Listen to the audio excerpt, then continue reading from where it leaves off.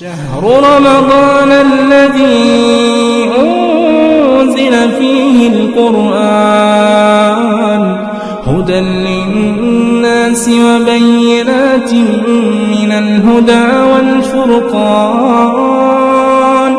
فمن شهد منكم الشهر فليصمه ومن كان مريضا أو على سفر فعدة من أيام أخر يريد الله بكم اليسر ولا يريد بكم العسر ولتكملوا العدة ولتكبروا الله على ما هداكم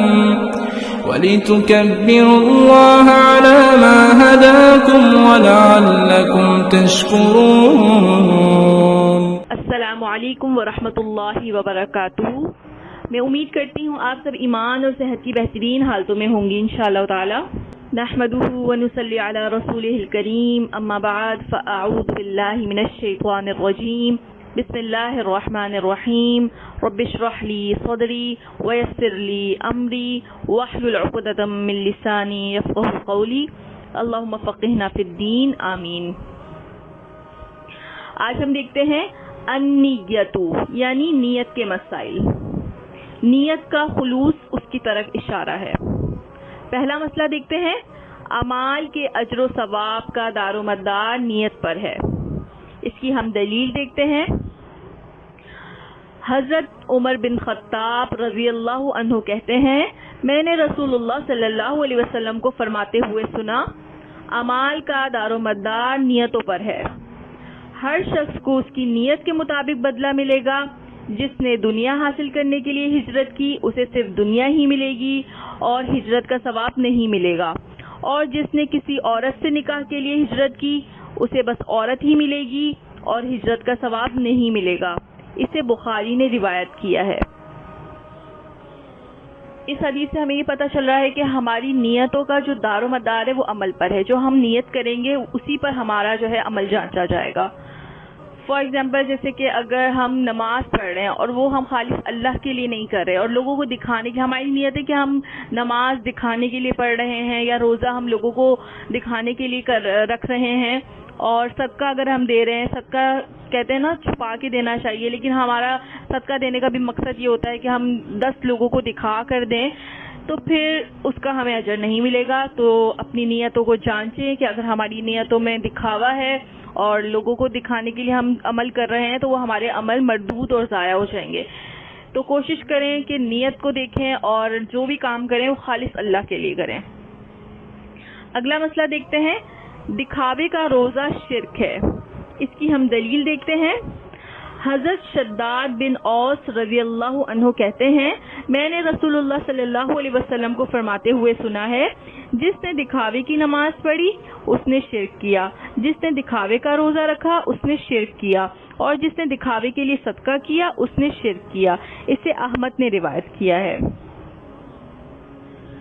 تو دیکھیں روزہ جو ہے وہ فرض عبادت ہے اور یہ خالصتاً اللہ کے لیے ہونی چاہیے. روزہ ہمیں اللہ کے لیے رکھنا چاہیے, تو دکھاوے کے لیے نہیں ہونا چاہیے. فرض روزے کی نیت خالصتاً اللہ کے لیے.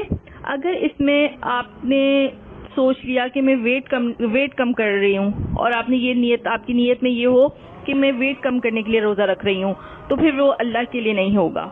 تو پھر اس چیز کو بھی آپ نے سوچنا ہے کہ ہم جو بھی کام کر رہے ہیں کیا وہ خالص ہم اللہ کے لیے کر رہے ہیں یا اس میں بھی ہمارا اپنا کوئی اور فائدہ ہے یا ہم نیت میں ہمارا کچھ اور ہے. تو اس کو بھی سوچنا چاہیے. اب دیکھیں کہ دکھاوے کے لیے نماز روزہ کب رکھا جاتا ہے؟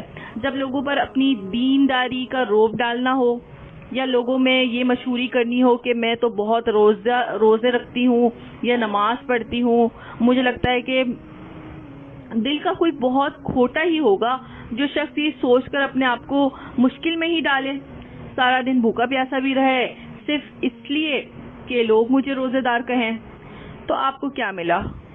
تو بعض دفعہ لوگ ہمارے لیے اتنے اہم ہو جاتے ہیں کہ ہم ان کے لیے اپنے آپ کو مشکل میں بھی ڈال دیتے ہیں, لیکن وہ کام کرتے ہیں اور وہ اس کا کوئی اجر ہی نہیں مل پاتا ان کو.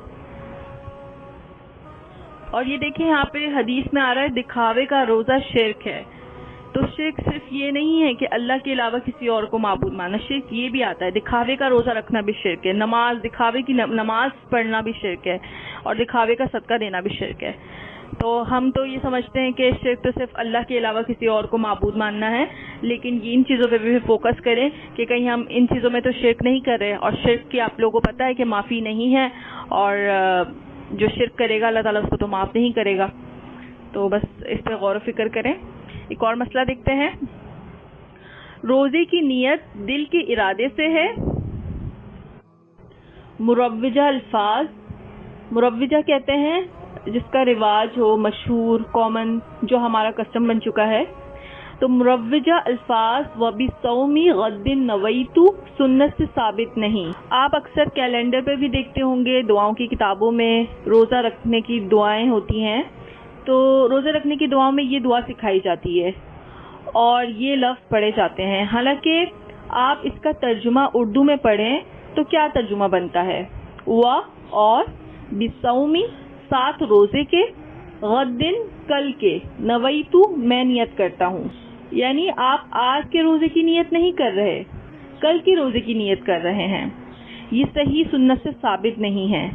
اگر کسی کا عمل ہے اور وہ یہ دعا پڑھتا آ رہا ہے تو اگر اس تک یہ بات پہنچ گئی ہے تو اس کو چھوڑنا کوئی مشکل نہیں ہے، کیونکہ ہمیں ہر وہ کام کرنا ہے جو سنت سے ثابت ہے۔ اگر ہم سنت کے خلاف کریں گے تو الٹا ہمارے اوپر عذاب ہی آئے گا اور ہمیں گناہ ہی ملے گا۔ صرف حج اور عمرے کی نیت ایسی ہے، کہہ کر بلند آواز سے نیت کی جاتی ہے۔ باقی جو رہ گئی 3 عبادت کی، یعنی کہ ہم نیت دل کے ارادے کو کہا جاتا ہے، نبی پاک صلی اللہ علیہ وسلم نے کوئی الفاظ نہیں بتائے، روزہ، نماز اور صدقہ، ان تینوں کی جو ہے کوئی الفاظ نہیں بتائے کہ ان کی نیت کی جائے گی۔ تو ان کی جو نیت ہے وہ دل کے ارادے کا ہے۔ صرف حج اور عمرے کی جو نیت ہمیں نبی اکرم صلی اللہ علیہ وسلم سے ملتی ہے وہ الفاظ سے ملتی ہے، وہ بلند آواز سے ملتی ہے۔ تو صرف حج اور عمرے کی نیت الفاظ کے ساتھ ہوگی۔ باقی جو 3 عبادات ہیں، روزہ، نماز اور صدقہ، ان کی نیت الفاظ سے نہیں ہوگی۔ اب ہم ایک اور مسئلہ دیکھتے ہیں، فرض روزے کی نیت فجر سے پہلے کرنا ضروری ہے۔ اس کی ہم دلیل دیکھتے ہیں۔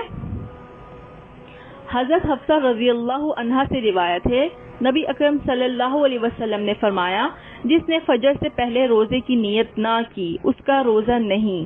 اسے ابو داؤد اور ترمذی نے روایت کیا ہے۔ یہ بات سمجھنے کی ہے، یعنی فرض روزے کی نیت کرنے سے مراد یہاں یہ نہیں ہے کہ کچھ الفاظ ادا کرنے ہیں، بس نیت یہ تھی کہ میں روزہ رکھوں گی، اور فرض روزہ تو رکھنا ہی ہوتا ہے۔ ہاں، یہ صورتحال کب پیش آتی ہے؟ مثلا آپ کو کل دوپہر 2 بجے سفر کے لیے نکلنا ہے، اب آپ سوچ میں پڑی ہیں کہ روزہ رکھوں یا نہیں رکھوں، سفر میں رخصت بھی ہے، چھوڑ بھی سکتی ہوں، رکھ بھی سکتی ہوں، تو آپ کو فجر کی نماز سے پہلے ڈیسائیڈ کرنا پڑے گا، تو پھر آپ جو ہے کہ روزہ رکھیں گے۔ تو یہ یعنی کہ آپ کو سوچنا پڑے گا، اپنے ذہن میں نیت بنانی ہوگی کہ میں نے کل روزہ رکھنا ہے یا نہیں۔ تو یہی یہاں پہ حدیث میں کہا جا رہا ہے کہ فجر سے پہلے روزے کی نیت کر لینی چاہیے، ٹھیک ہے؟ جس نے فجر سے پہلے روزے کی نیت نہ کی اس کا روزہ نہیں۔ اس کے برعکس دیکھتے ہیں نفلی روزے کی نیت، اگلا مسئلہ آ رہا ہے۔ نفلی روزے کی نیت دن میں زوال سے پہلے کسی بھی وقت کی جا سکتی ہے۔ نفلی روزہ کسی وقت کسی بھی وجہ سے توڑا جا سکتا ہے۔ تو پتہ چلا فرض روزہ نہیں توڑا جا سکتا، لیکن نفلی روزہ توڑا جا سکتا ہے۔ اس کی اب ہم دلیل دیکھتے ہیں۔ ام المؤمنین حضرت عائشہ رضی اللہ عنہا سے روایت ہے کہ ایک دن نبی اکرم صلی اللہ علیہ وسلم میرے گھر تشریف لائے اور پوچھا، کیا تمہارے پاس کچھ کھانے کو ہے؟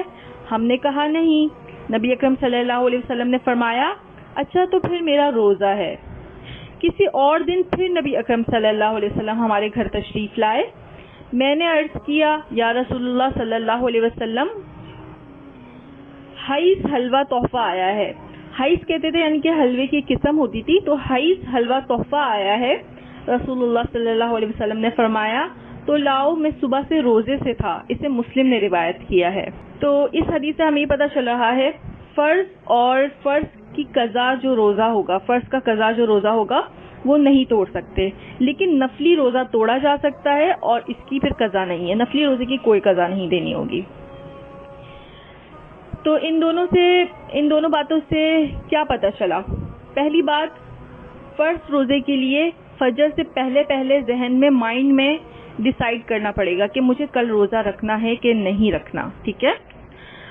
اور نفلی روزے کا معاملہ اس سے فرق ہے، آپ کچھ نیت بھی نہیں کرتے، رات کو آپ سوئے اور صبح آپ اٹھے، آپ نے سوچا کیوں نہ میں نفلی روزہ رکھ لوں، آج پیر ہے تو پیر کا روزہ رکھ لیتی ہوں، یا جمعرات ہے تو جمعرات کا روزہ رکھ لیتی ہوں۔